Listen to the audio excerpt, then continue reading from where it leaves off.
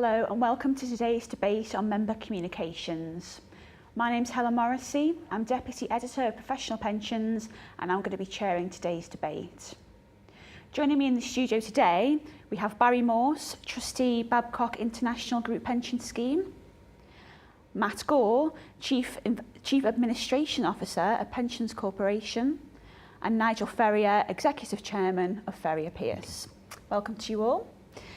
Now, Matt, if I can put the first question of today to you, where do you think UK pension schemes have got to with their communication strategies on both a DB and DC basis? Well, I think they've evolved significantly over the last 20 years, but there's still a number of challenges that they're wrestling with. I think on the DB side of it, I think one of the challenges is striking the balance between giving members information about the fund, and members really want to understand things like the financial strength of the fund and be comfortable with how the assets are being managed and where the assets are being managed, but also then to get sort of more popular information to them around their benefits, and particularly for people who might have left the scheme and have accrued benefits that are waiting to be delivered when they retire, is to keep people engaged in that. I mean, one of the big issues with deferred members of DB schemes is that they lose track of them, and then there's an exercise to go back and find these people. I think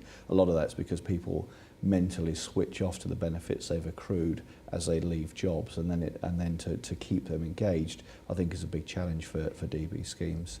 And I think for DC schemes, the challenge is as always around communicating with them to keep their engagement, to keep the contributions levels up, but also to enable them to make the decisions that are important to them. You know, there's a lot more responsibility on members of DC schemes in terms of investment decisions that they might have to make, and about, again, making sure that they value the benefits that they're accruing, but also, and I think this is important for both DB and DC, to understand the cost of the benefits that are being provided. I mean, DB schemes traditionally were there to provide for members in their retirement, but also were seen by the HR director as being a useful recruitment tool. I think people have lost sight of just how valuable that benefit is, and I think there's a real challenge across both of them to make them understand on the DB bit the value that really the employer will be topping up and making the extra contributions, and just how much that means to somebody, not only in terms of just month-to-month contributions, but also when they get a pay rise. That's not just an increase in their pay now, but it's also probably going to require a large contribution to the scheme to fund those retirement benefits. And then for DC people, I think it's really helping them to understand how much you have to contribute of your salary to get a decent pension in retirement. I mean, if you look at recent surveys, it's not surprising that the youngest generation what has the highest expectations of pension in retirement, but are also the generation that are contributing the least to their retirement provision. So there's a clear mismatch, and I think it's only as you get to retirement you realise what your pension pot's going to buy you, and then you see these sort of accelerated contributions, whilst also the realisation that perhaps you're not going to get quite as much as you were expecting. There's quite a lot of big issues there. I mean, Nigel, if I can bring you in on this as to, what do you see the key challenges currently facing the pensions industry in terms of the messages that need to be communicated? Well, I think the issues there are, I think, picking up on one of the things that Matt said, I think there's definitely an issue around employees understanding the value of the benefit that they're actually getting. I think that's a critical thing, and there's been enough survey work published on that. In fact, there was a survey published just this week by the CIPD that was actually talking about this whole question of employees not actually understanding their value of the benefits. And I think when you do have a situation where you've got employees not understanding the value, it does beg the question, is the employer or the sponsor of the scheme actually getting the value from the benefit they're actually providing? I think it's one of the areas where very few people look for return on investment, and yet in many occasions the cost of salaries and benefits is one of the largest expenditures of most companies. Barry, can we get the trustee point of view on this? I agree with Nigel from a trustee perspective. I'm acutely aware that communication is quite critical, but actually your target audience, the problem is getting them engaged on a regular basis. The experience that we've had is that you can set up a website, but actually getting people to engage with that website on a regular basis is a problem. And there's a question of doing more market research on the target audience, particularly when you look at the DC and auto-enrollment coming along. We need really to be a bit more sophisticated in how we actually communicate with our members. I think to some extent, from my experience, you get this schism between the employer and the pension fund. The pension fund trustee communicates, but in a sporadic way. The employer sometimes is trying to communicate benefits, but doesn't do it particularly efficiently, and we need to try and wrap the whole thing into a package, particularly as we go forward. Yeah, I think one of the issues there is I think that pensions traditionally have been a DB scheme, and I think the people working in pensions have traditionally looked at the information that they've needed to create for a DB scheme. But now with DC schemes being very much the norm and auto-enrollment coming on around the corner, I think we've got a situation where we're no longer talking about just pushing out information to these people. We've actually got to market some of the messages to them. I think that's the key difference, isn't it? Because before we've been pushing information out on a periodic basis. Yeah, exactly. And the marketing bit has been missing, I think, in the whole equation. But that does also create a natural tension between things that you need to disclose from a regulatory perspective and a disclosure point of view against making it interesting. If you look at sort of large mailings where there's a member decision there, you tend to find that you want to start off with a single piece of paper that just articulates very simply the decisions. But once the compliance officer, the lawyers get hold of it, you end up with a 20-page document setting out all of the pitfalls, because otherwise if the trustees don't disclose things or the employer doesn't disclose things properly, they can leave themselves open to but that's just a question. I challenge. think that's just a question of getting the hierarchy of the information right. I don't think when you say marketing, you're not talking about actually making it single, 5-word statements. I think you've still got to obviously include all the compliance issues, but it's a question of how you present those. And certainly, when you look at benefit statements, there was a time when you open a benefit statement and the real key nuggets of information, like how much is my pension worth, would be buried in reams of copy. You can move some of that to conditional copy to the back of the document. It still needs to be there, clearly, but I think you can present it. So I think it's those issues are about presentation, I think, as much as anything else. We can just move on to the next question, actually, and again, I'll put this one to Matt first of all.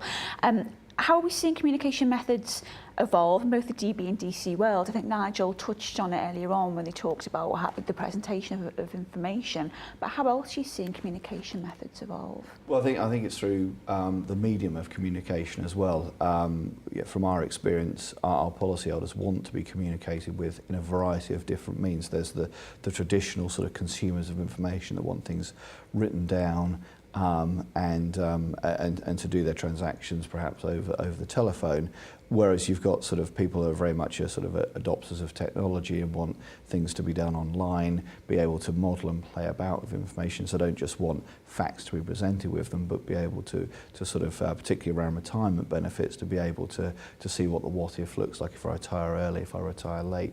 And if you look at traditionally, that information would have been sourced by contacting your pensions administrator and saying, I'm thinking about retiring 5 years early, can you send me an illustration? And it's a very much a very one-off piece of information and doesn't help them to really, that will change next year. And administrators used to see that as being a burden in terms of these people asking for illustrations and options and then not taking them. And he used to have a very negative view, whereas the member was really trying to plan and make provision for their retirement. And I think what pension scheme members now want to see is the ability to pull that information down, look at what the different options are, and also have a flexibility of their benefits and understand how those benefits are flexible. I think the modern consumer society doesn't want to just take what's offered to them off the shelf, but they want to be able to shape it and have a bespoke solution for them. Yeah, well, that's what the internet has done. It's given us that kind of huge ability to get hold of information 24/7. And I think people now just expect that information to be available. They don't want to have to call somebody. They want to really do it themselves to a degree. And then when they've satisfied themselves, they then might want to speak to somebody about that. But I think the interesting thing is that there is an assumption that younger people want it digitally, older people don't want it digitally, and I think that is a mistake, because I think there are many cases that I can think of of, where we've been communicating with people where a younger audience actually quite like something coming through the post addressed to them. They don't get many things addressed to them at that age. And I think that when something pops through the letterbox and it's personalised, addressed to them, it will get opened and read. But equally, just because you're dealing with an older audience doesn't mean they don't want it digitally. I mean, the biggest growth in Facebook is over 55-year-olds, for instance. Yeah. Well, we have a lot of requests from our policyholders saying, can we follow you on Facebook? And and really trying to demand information through both Facebook and Twitter as well. Yeah, I did a piece of research recently with some 85-year-olds, and out of the 8 85-year-olds sitting around this focus group, only one of them wasn't online, and she was actually attending kind of evening classes to do it. And I said, well, why are you guys all online? He said, well, it's the only way I can actually reach my grandchildren now. They don't want to write me letters. Yeah. So. Yeah.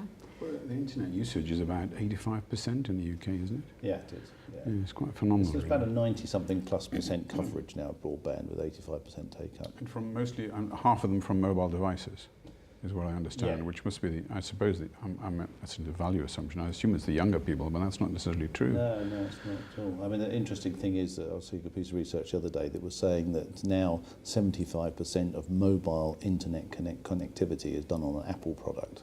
Mm-hmm. Which is actually kind of quite frightening, the kind of power that's actually getting. Yeah. You guys have mentioned things like Facebook and Twitter on a couple of occasions already. And Barry, I can just put this question to you. Do you see there being a role for social media in pensions communications going forward? No doubt there is, but I'm not sure that, other than say Facebook, I'm not sure that pensioners necessarily follow things on Twitter actually. At least I'd be horrified if they did. But I think we have to be much more focused on the target audience, and actually it's interesting Nigel's remark about younger people wanting to get a piece of post and opening it and reading it, because the assumption is always that they'll be ready to accept social media as a means of communication. And I think one thing, picking up what Matt said, I think you have to make the experience interactive, really. The target audience has got to be quite clearly segmented, and you have to have an interactive website or system that you can allow them to actually manipulate the data they've got. I think that's quite crucial to leave them satisfied at the end of it.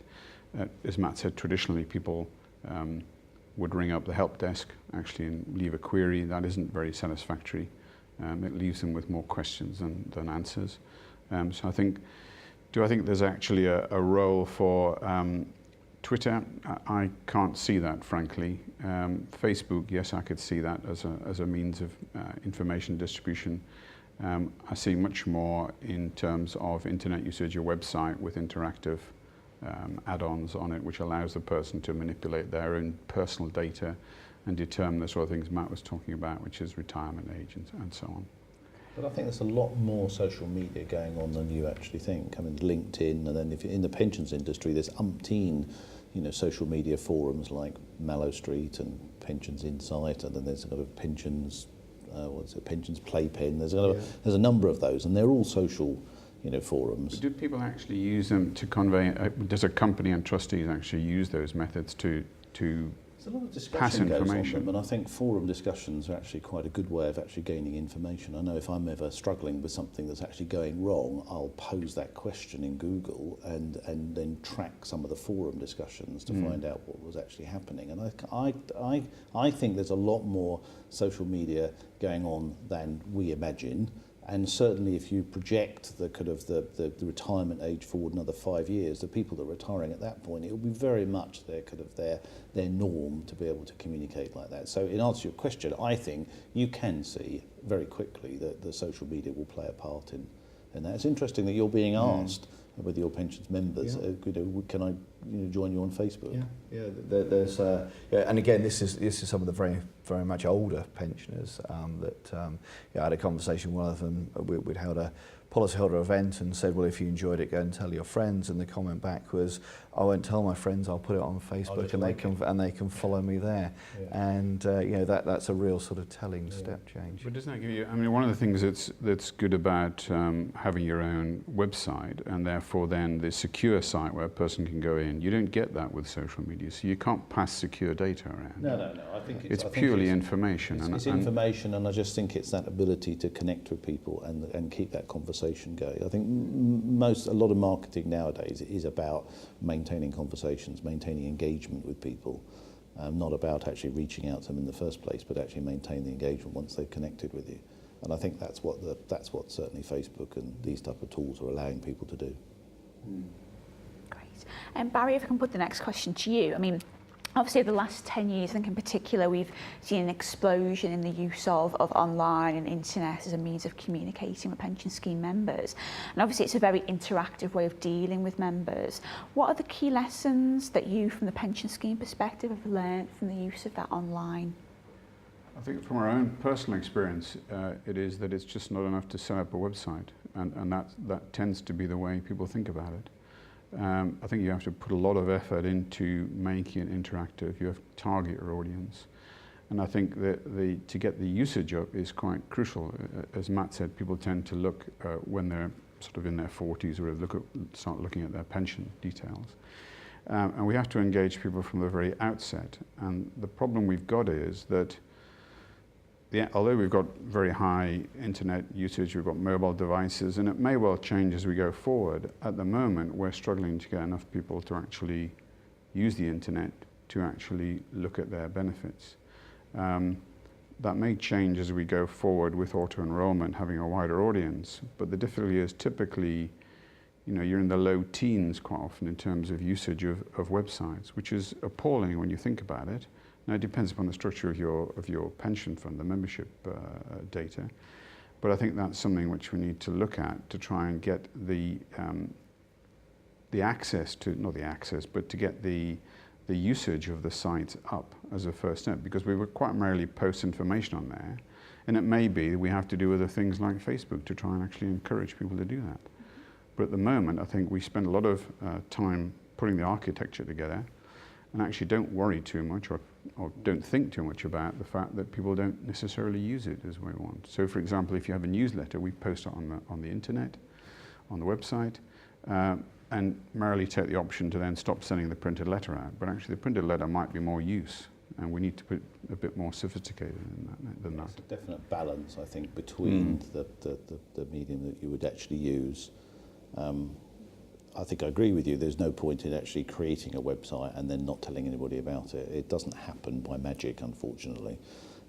And I think what you need to do is you need to drive traffic to the website. And a technique that we've used quite a lot is to actually make the online experience more interesting than the offline experience.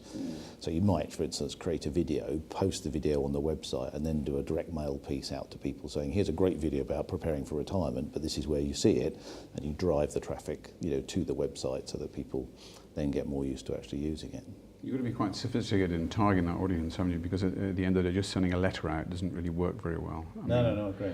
I've had discussions with your colleagues about, what sort of size, what it looks like, what sort of strength of card it's on, so that people don't easily throw it away, and it stays around. As well, because if you do a kind of one-size-fits-all letter, it's only going to reach a percentage of the people. But if you can break that audience down and start delivering the type of messages that they want to receive rather than they need to have, then you will have to get a higher level of engagement straight away.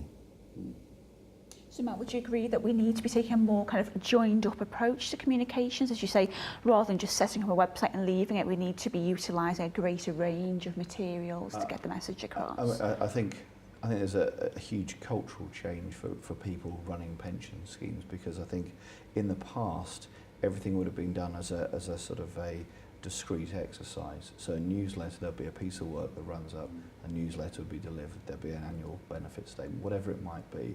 Whereas now I think the culture is very much around Nigel's point about getting people to visit the website.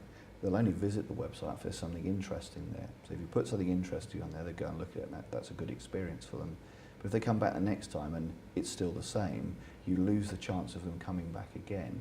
So what you have to do is continue to update and evolve your content, which means that you're moving away from a sort of a set piece exercise to having perhaps not such a significant set piece exercise, but always drip feeding new pieces of information, bringing in information around how legislation, where the government's thinking on pension schemes, and the skill there then is to relate it back to the individual members who are reading it. So rather than having some vacuous piece of legislation change, it's really to explain, and this is what it means for you as an individual, and to continually update and feed that information.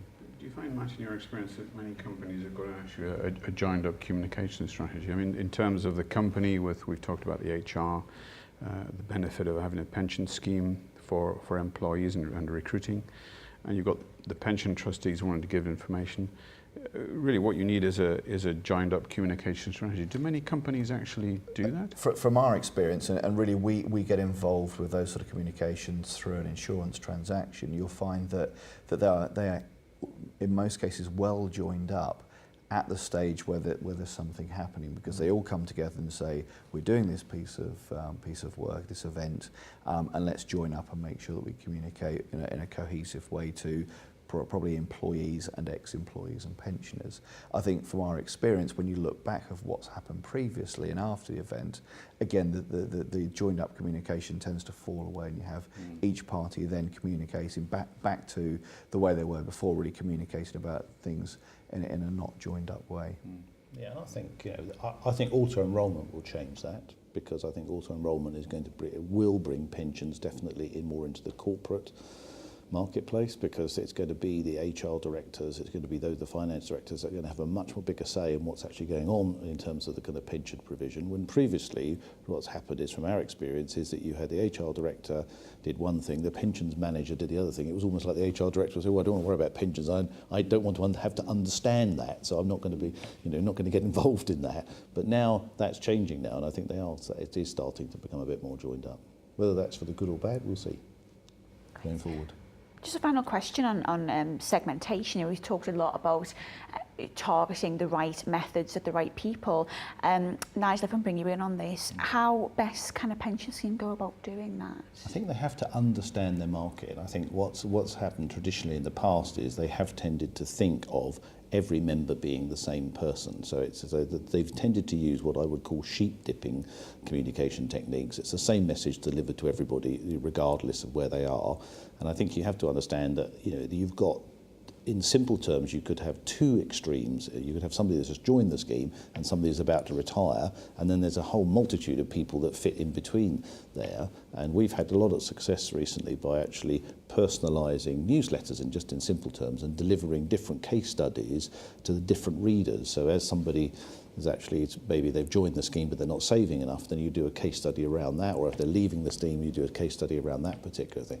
And I think the important thing is that we're not all the same. We've all got different requirements, we're at different points in our life, and I think the more you can break down the information and deliver the right information to the people where they are actually in their time, their experience, where they are in their lifestyle, the more accurate and more engaging you will actually make it for people. I was sitting on a table at one of the kind of industry awards dinners in Dublin not that long ago, next to a lawyer, and I thought, this is going to be a very boring evening sitting next to a lawyer. But when we got talking about what we actually did, he said to me, I've got 3 litigation cases that would actually have been avoided if the pensions client had done exactly what you're talking about. But because they delivered one-size-fits-all information, it was very misleading, and somebody went off and did something thinking it was the right thing to do, and ended up doing, and then now he's actually suing the pension scheme. So there's almost a business case for actually segmenting the information as much as an engagement and communication case. Do you think one of the problems is that I don't know what the average age of trustees is across the UK, but certainly on defined benefit schemes, it's probably certainly going to be 50 plus. Yeah. And so many of us, I speak personally, aren't that used to using things like Twitter or Facebook. And there's a degree to which there's a certain resistance to adopting these things. I think you're right, Barry. I mean, I think the problem is with all marketing is that a good marketeer is able to set themselves aside from the person they're actually looking at, and actually think about what does that person want to receive rather than what do I actually like. We see it time and time again. Somebody will go, "Oh, I don't like that. We're not going down that particular route," completely forgetting that we're not marketing to that person. We're marketing to a completely different person. And so what would that person like? How would they like to receive the information? And that's what we've got to put. You have to put yourself into the mindset of the person that you're trying to talk to. Very difficult as a trustee because of getting people interested in becoming a trustee, I have to say. It's one of the things we've been discussing a lot recently, and certainly in terms of valuing that person who comes into it and communicating to them and to the audience generally, the members, then actually it's a useful thing to become a trustee. And there's a degree, I think, of interplay there. If we could get more young people involved, we might actually get more movement on communications. Yeah. But it's very difficult to get people involved. involved. And I can also see why young people wouldn't want to be a trustee as well. True, yes. So that's another problem. Which is probably because they don't understand the value of the benefits that they're accumulating. That's true. Yeah, that's very true as well. And we'll just move on to the next section. I think I'll bring Matt in on this first of all. We've already mentioned the whole issue of auto-enrolment several times already. Obviously that's on the horizon for the end of this year for the largest employers. How do you think scheme communications need to evolve as a result of auto-enrolment, and what are the key messages that need to be conveyed, do you think?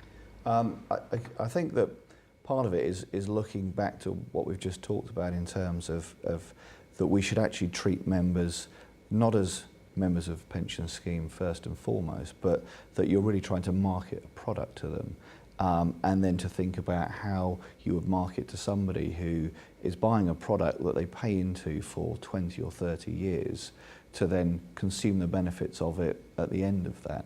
And I think if you were selling on the high street that kind of product, I think you would change the communications very significantly.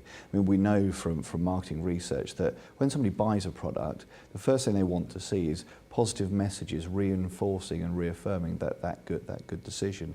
So the early stages around auto-enrolment should be around, well done, you've signed up, you're in the pension scheme now, you're paying into it, and making them feel very good about what they've done. And then each year as it then moves on from there, it's around trying to keep them, because although auto-enrolment brings them in automatically, there's still the opt-out option there. And we shouldn't think about that if you pay in you get a good pension, if you don't pay in you get a less good pension, but we should be looking at those contributions are competing with lots of other calls on a household's income, be it mortgages, cars, etc. And it's very easy to go and see a nice shiny car and think, I want to spend my money on that.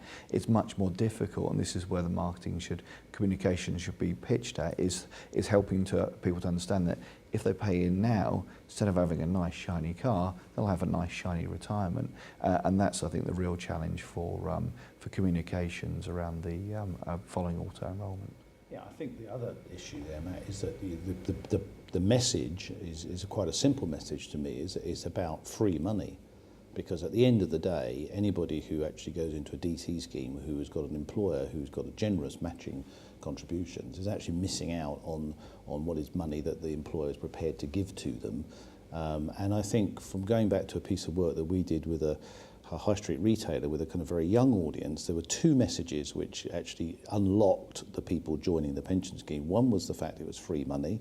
They didn't appreciate that if they saved, the employer matched the contribution. So once you actually got them into the saving frame of mind, there's nowhere else you can save where somebody gives you the money. You can't go into a high street, building society, put £100 down on the counter and they say, well, you're a very good saver, here's another £100, well done. They don't do that. So once people are in the savings frame of mind, I think that's important. And the other one was the transportability, because younger people particularly, what we found was they found that a commitment to the pension they thought was a commitment to the company. They didn't appreciate that they could take it with them, move on to another company and then continue their savings plan.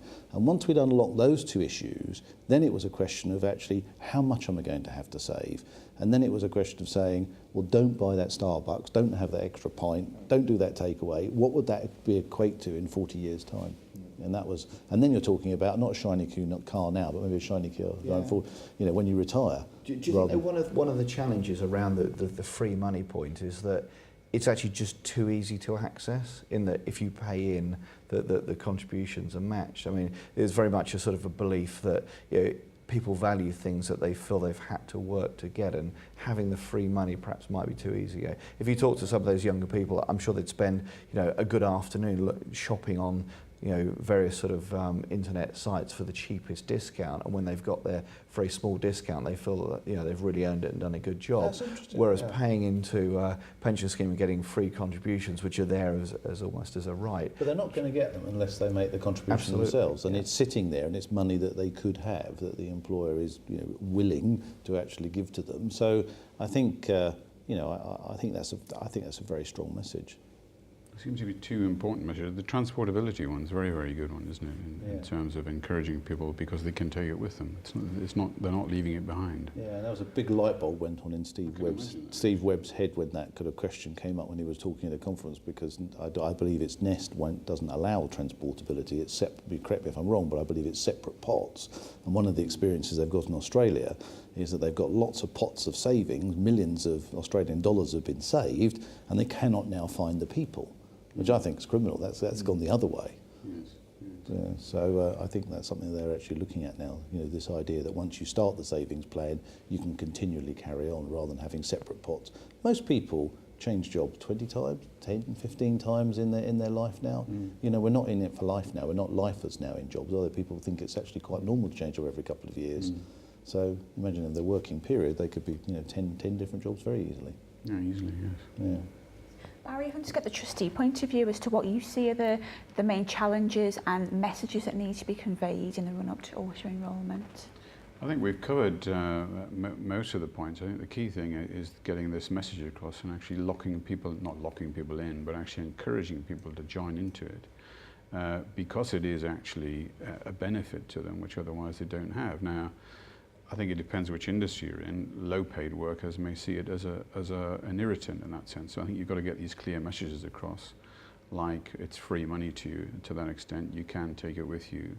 And then something Matt was touching on, which I think my own personal experience. I think when you're younger and you look forward, it's very difficult to look forward. I'm going to retire and actually have the benefit at the end. So you have to make very simple messages about what people get. And maybe you're talking about 3 or 4 very clear messages and trying to avoid all the bits of paper that come out with it. It will be a very confusing time for people. And the difficulty is they'll look on the internet, they'll post questions, and the social media will give them a lot of conflicting answers. So we've got to be clear as trustees, and certainly the company has to be quite clear, to give very, very clear messages about it. Yeah, we did an exercise recently where we actually did a Google search on kind of auto-enrolment, and actually looked at the kind of the feeling of in terms of how people felt about it. We couldn't find any positive messages that were coming through. They were just all negative stuff. So if the young person did that type of Google search, they wouldn't be getting the type of positive message. This is the right thing to do. It would be quite the opposite. But at the moment, of course, it's optional. But do we actually think it's going to be optional for long? Is it going to become compulsory? Don't know, actually. It's a very difficult question, isn't it? But it's certainly the structure of the economy at the moment, we need to look forward, and actually we don't want to end up like Greece, really, do we? No, if we follow the Australian method, of course, there was an opt-out to start with, but there isn't now. It's now a completely compulsory pension scheme. I think the biggest focus at the moment is probably, I'm not directly involved with it, but one of the issues that we've discussed is this issue that you can opt out in the first 3 months, therefore you've got a problem. Just an administrative problem, which you must have actually thinking about. It's not so much about, I guess, keeping people in it. It's more about trying to stop them opting out and the administrative chaos that can cause. Nigel, if I can just ask you the next question. We've talked a lot about member engagement and member communications in this round table. But also as we run up to auto-enrolment, how do we make sure that we engage the employers in the whole process? Because you're going to have a lot of employers out there who haven't really had much to do with pensions over the years. How do we convince them that it's a good thing to do? Yeah, that's a difficult one. At the moment, I think there are kind of real polar views on terms of what people feel about auto-enrolment. You've got some companies that are just literally saying they just don't want anything to do with it. They're just going to go the statutory route. There's no communication whatsoever. They're scared witless about the cost of actually all the staff people coming into the kind of pension scheme. And then at the other end, you've got people who are thinking, well, this is a great opportunity. We're going to have to do it anyway. Let's make it a positive benefit, and let's actually make sure that people actually understand that we are, as employers, we're really trying to help them, and they're getting the caring, sharing employer type message. My view is that, and I suppose I would say this, I would like to see people communicating much more strongly around the auto-enrolment. I believe there isn't enough work done around the value of benefits. It is a benefit. It is going to be there, and I think people should actually understand it. It would be a shame not to do that, because if people do opt in and you haven't given those type of messages, then you're missing out as an employer around the kind of very positive messages that you can actually get across. It was interesting, we were working with a company not that long ago who had had the best class leading benefits that you could have in their industry, and yet their staff climate survey actually showed that their staff actually only voted them or valued them at 3 out of 10. So and yet they were leading results, and that for me is criminal, because that's just a complete lack of understanding amongst the staff. So I would encourage employers to really think very positively about this situation and use it as a really good opportunity to demonstrate how good they are as employers. I mean, do you go slightly beyond the communication piece, but do you think that there should be a challenge? Do you think employers are perhaps thinking about, if people, once they've opted in, maybe after 3 months, maybe after a few years, decide they want to opt out of it, whether employers should be making it more difficult for them to opt out of the contributions? If you look at a variety of different subscription packages that you might have, if you're Sky TV, your gym membership, I mean, that they are notorious for, they don't stop you from stopping, but they certainly make it difficult and help to highlight the benefits, etc. Should they be looking at that for following auto enrolment, to actually say because I think the end goal is to try and get people saving for their retirement. Should they be thinking about how they can make it more challenging to opt out, and to help people to remember what the benefits are and what they're giving up? I think definitely, and I think they should be encouraging people to save, way beyond the 3%, because the 3%, the minimum rate, is if you project that forward, you're in that business, Matt.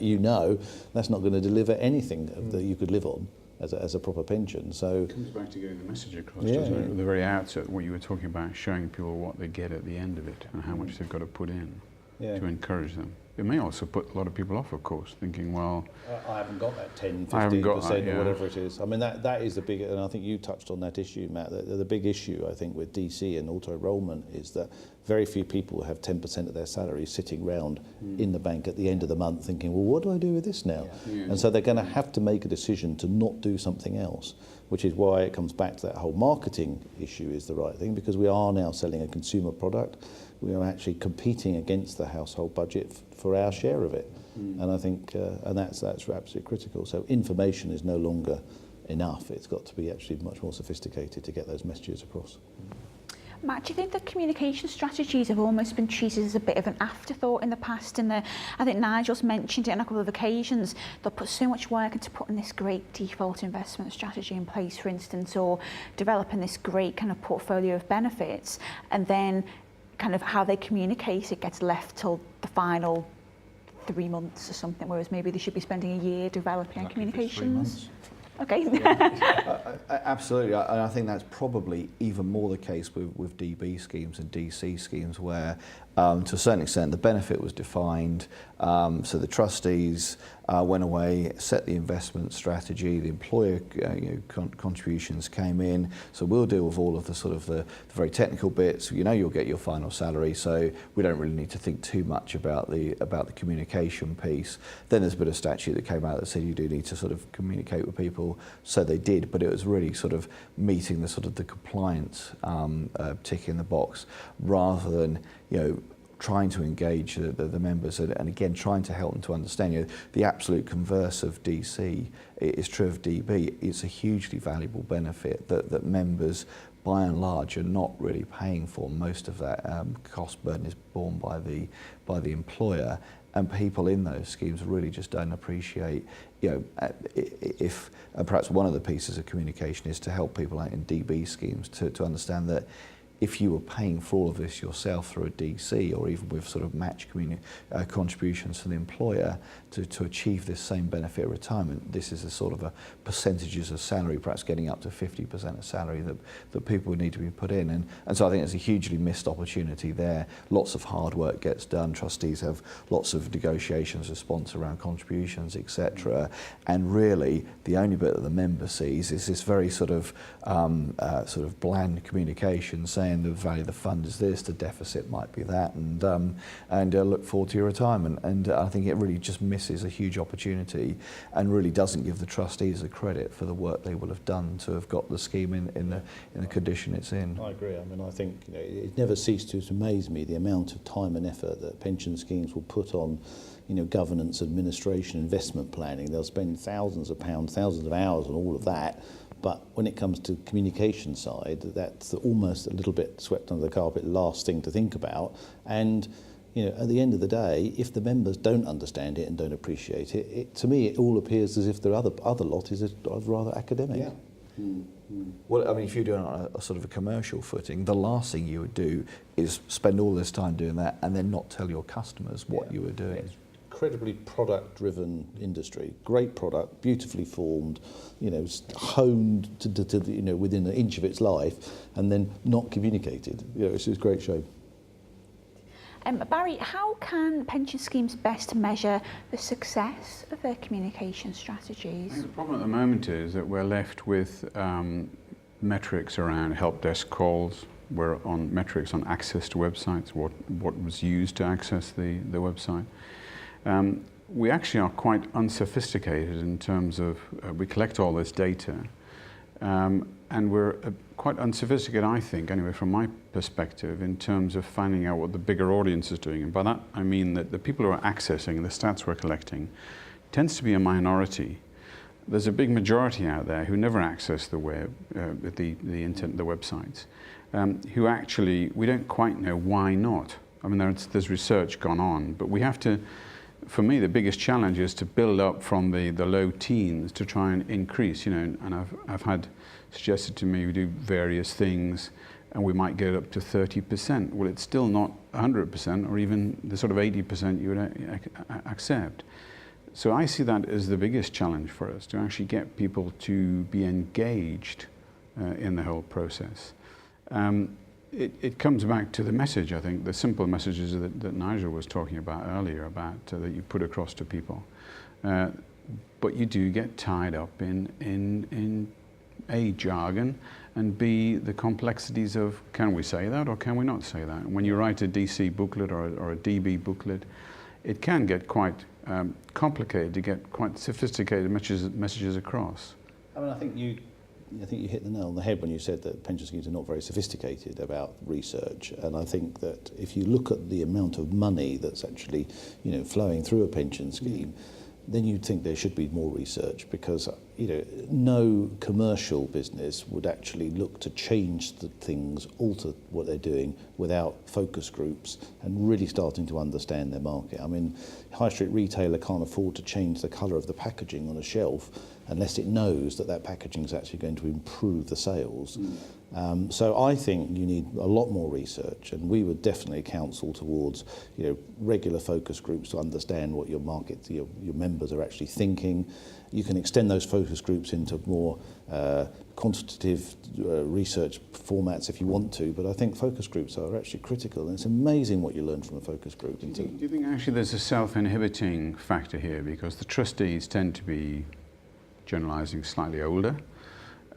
They actually are meant to be representative of the membership, and therefore they impose their views on it. Yeah, it's almost like, I know what was good for you. And so you do get that. And I think there's a degree to which we're all guilty of that. Yeah. And we need to take, the difficulty is that given that money is scarce, to actually make a decision to put what needs to be a substantial amount of money into doing research so you can actually target your audience is something which people aren't used to. I would say there's many occasions where I've seen research, the money that's spent on research has actually saved a fortune, if only from the point of view that the outcome of the research has directed the communications or directed the product development so successfully that it could have gone so wrong without it. So I think there is an expense in doing it, but I think it's actually an investment. But it is all the wrong way around, isn't it? We set the website up, we turn the printed newsletter off, we put the stuff on the website, but we actually haven't gone out at the very beginning and said, what's the audience really want? Yeah, well, it's more fundamental than that. You know, you'll redo a complete investment strategy, you'll develop a kind of huge default kind of product or something, and there's never any discussion with the members as to what they're actually looking for. This is all done by the investment manager or the pensions manager, and it's all done on the basis of, I believe this is the best thing to do.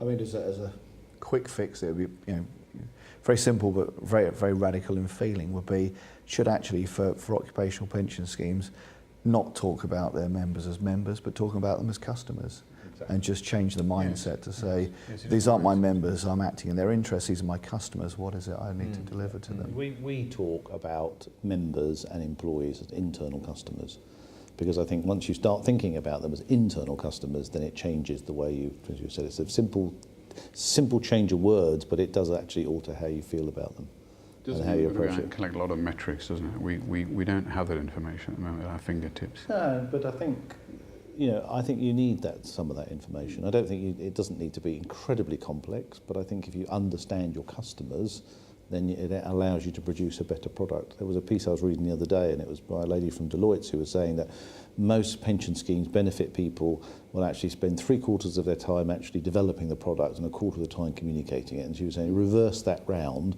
not only will you have a better product, but you'll actually save yourself loads of money in the process. Because you're actually then delivering something that people want. Yes. Which is the fundamental part of marketing. Rather than something which is very clever and ingenious and all those good things, but not actually what the customer wants out there. I'll just move on to the final question of the day, and I'll put this to Nigel first of all, and then if we just move around the table with it. Obviously, auto-enrolment is going to keep employers very, very busy going forward in terms of communications. But what are the other key issues that are going to keep employers busy? I'm thinking things like maybe like the at-retirement space, where we're increasingly seeing employers looking to help their employees make appropriate at-retirement decisions, for instance. Can you see a growth in areas like that going forward? Yeah, I can. I think the other area where certainly when we're talking to people, the other area is because people want to, employers are very keen for people to, some employers are very keen now for people to actually start to understand total rewards. That's an area where I think there'll be a lot more work done, because I think people are not seeing just the pension as a kind of reward in isolation now. I think they want to see it as part of an overall package. And certainly the more switched on employers now are very concerned that people do actually understand the complete rewards package. So I think total rewards is definitely something going forward. If they're not doing it, it's something people should be looking at. So as opposed to 30 years ago, you used to get your contract and there'd be one line in it, you're a member of the defined benefit pension scheme, full stop. Well, also from the point of view that if you're in a DB scheme and then that's been closed and you're then in a DC scheme, and then you've got a flex benefit program, and then you've got a medical program, pulling all that together into one place and putting a value to it really starts to communicate what the kind of the total benefit is. I don't understand why people get a DB statement and a DC statement. That should be one pension statement. It's your life, it's your pension. You should understand what your provisions are going to be on retirement, not have two bits of paper 6 months apart and try and actually work out how they marry up together. So total rewards for me is a real win, easy win for people to start to actually communicate the value of the benefits that people are getting. And with the DB and DC statements, trying to bring it back to a common currency, otherwise you end up with a sort of a final salary benefit on one and a DC pot on the other, and you have no idea what the respective values are. Simple terms, how much am I going to have to live on when I stop work? Or how much is the pot currently, and you can extrapolate from the DB benefit what that might equal in a sort of a transfer value in terms of a value of money, because people then will talk to their friends in the office or outside of work in terms of what their pension benefits are, and it's only then that they start to realise that, gosh, actually I've got a very significant pot against my peer group, and start to appreciate the value of it. Or actually all my friends have got much more saved up than I have, I better start doing something about it. It's interesting that, isn't it? Because it's a bit like the question about social media. You talk about social media as a sort of an electronic thing, but actually the biggest way of communicating, or the best way of communicating, is actually to talk to your friends. But the trouble is, it's very difficult to talk about your benefits to your friends, isn't it? Say, well, I earn so much and I get that much. It's not a topic that you naturally come onto when you're standing at the bar. Bragging rights in the pub on the kind of Yeah, and it side. actually tends to be within the family, isn't it? You tend to get from your immediate family questions answered more freely than if you were with total strangers. Not total strangers, but friends, I think. But it's an interesting way of communicating that, and we probably don't tap into that enough. I don't quite see how you do it, but no, it's an issue. But everybody sort of, when you talk about sort of friends and peer groups, everybody's very interested in what cars your friends drive, perhaps, and what houses they've got. But nobody ever sits down and says, the Joneses down the street have got a much bigger pension pot than I have. But and I think somehow that we should be thinking about how you can actually start to make the size of your pension pot. Or it might be the Joneses clearly have a bigger pension pot because they're on holiday the third time this year. Well, if they've retired, yes, indeed. Yeah. So, Thank you very much. We've come to the end of today's debate. I hope that you've enjoyed it. I'd like to take the opportunity to thank today's participants, Barry Morse from Babcock International Group Pension Scheme, Matt Gore from Pensions Corporation, and Nigel Ferrier of Ferrier Pearce. Thank you very much. And thank you all for listening.